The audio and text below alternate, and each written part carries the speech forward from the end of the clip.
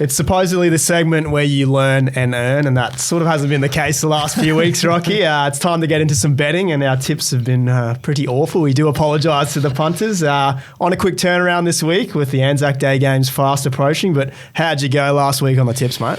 Well, I think we were 1 from 4, weren't we? I think dismal. Players market. Strong was going to get 30 plus and then just stopped. And the goals was my check, so I went okay. But we were out Thursday night anyway, weren't we? With St Kilda. They didn't come to play. I was waiting for you to say that. We'll get into that very shortly. Look, we're about a quarter of the way through the home and away season now, so I thought it's time for some reflection here, mate. Normally pretty serious in this segment, but let's play a little game of better or worse. I'm going to throw a few teams at you, and you let me know if you feel better or worse about them compared to your preseason expectations. Yep. Gold Coast Suns, a team that you've spent a bit of time watching on the Gold Coast so far this year. Where did you have them finishing, first of all? I thought they may have snuck into the 8, so they're probably better, I suppose. They're sort of right there. It's going to be a hotly contested finish, so probably better than pre-season. Feeling better. So 2 losses from their last 3, and all 3 of their losses have come against opponents currently sitting inside the 8. So you're getting $2.75 for the Suns to make the 8. Very short to miss it though, $1.44. Which bet are you taking there? Oh, you probably take miss.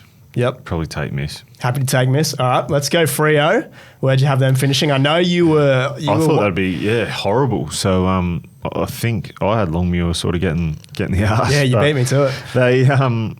Their last couple of, they've lost three in a row, but I feel better about them than previously, except what happened on the weekend against West Coast. It's like, well, dearie me. No excuses in that one. So now sitting 9th, and like last year, really struggling to play that aggressive brand of footy that we were hoping to see coming into this season. 12th in points per game, 18th in inside 50s. Yeah. Had a lot of possession last week. Were under pressure a lot, though, against a very young West Coast team. And look, they were coming off back-to-back games in Adelaide. So do you think Dockers fans should be worried? Well, yeah, the Western Bulldogs who bounced back, they got them this weekend. Yeah, I think so. I think they'll struggle to make the 8, but I think they're going better than what I previously thought.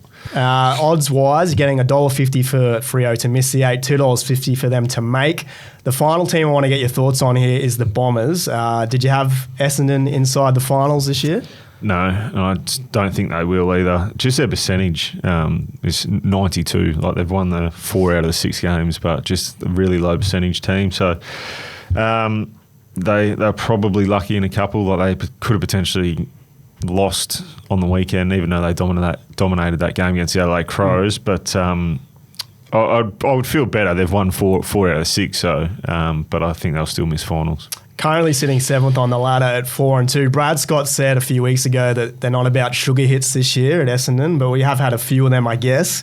I'm struggling to read too much into wins, though, over St Kilda, the Dogs, the Crows. None of them have been by huge winning margins either. So, look, the midfield's going very well. They're very strong around the clearances, but the run over the next month, they've got the Pies, West Coast, GWS and North. You'd probably expect them to win 2 of those. Yeah.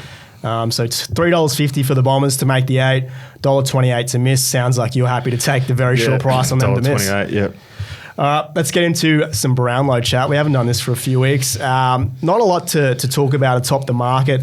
Isaac Heaney's still your favourite, $5.50. Tom Green, $9. The Bont, $9. Harley Reid, I know that you've just spent plenty of time talking about him. Still triple figures to win the Brownlow, but easily probably polled 3 votes last week in the Derby. 2 solid weeks now, $1.33 to win the Rising Star. No value there, but is there a chance that Harley Reid could be the top West Coast vote getter by the end of the year? Yeah, certainly. Waterman will be up there. He kicked a couple of bags, but you'd think so. Elliot Yeo, will take votes off him as well. So he'd be a good chance. If he keeps playing the way he is, he's 5-6 games into a career, and it's unbelievable. So he could potentially, get the most votes for the West Coast Eagles this year. 101, as I said, to win the whole thing. We don't have a market up just yet on the team Brownlow votes, but you'd have to expect Harley Reid would be probably on the first line of betting right now. Look, we've got a big game coming up on Saturday night, Rocky. Geelong, undefeated still against Carlton. 1st versus 4th.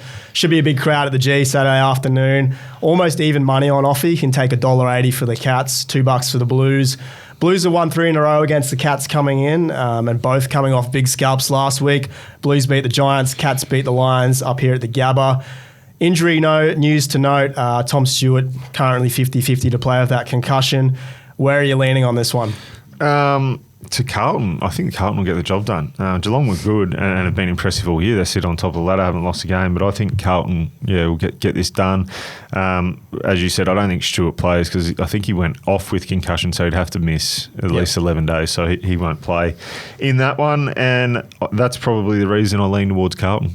Going Carlton. A similar question to the one I asked you last week. I spoke about Geelong's ability to intercept in their back half, and that really frustrated Brisbane last week. Dane Zorko was their top goal kicker, so that says it all. Look, Stewart's potential absence hurts, but can we expect a similar game here for Carlton and their 2 tall forwards? Do you think Geelong can really disrupt them? Yeah, they can. Their system's so good, Geelong, so that they'll have players that can manoeuvre and fill those gaps. With Stewart, you can't replace Tom Stewart, obviously, but you can try and try and fill that intercept marker, and they'll try that. But, I just think Carlton will be too good in this one. Locking it in. All right, let's get into the multi. To recap last week, you've already kind of alluded to how it all went south very quickly.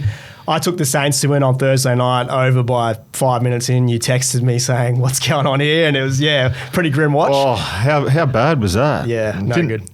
We probably should have looked at St Kilda playing 3 games in 11 days. Yeah, been a bit hard done by the schedule. Yes, they have. I also had Fremantle to cover in the derby, which, look, I'm going to wear that one because that's, who saw that coming? You took Brody Myercheck to kick 2 goals against Port on Saturday, and then you had Caleb Sarong, 30-plus disposals, very stiff there as well.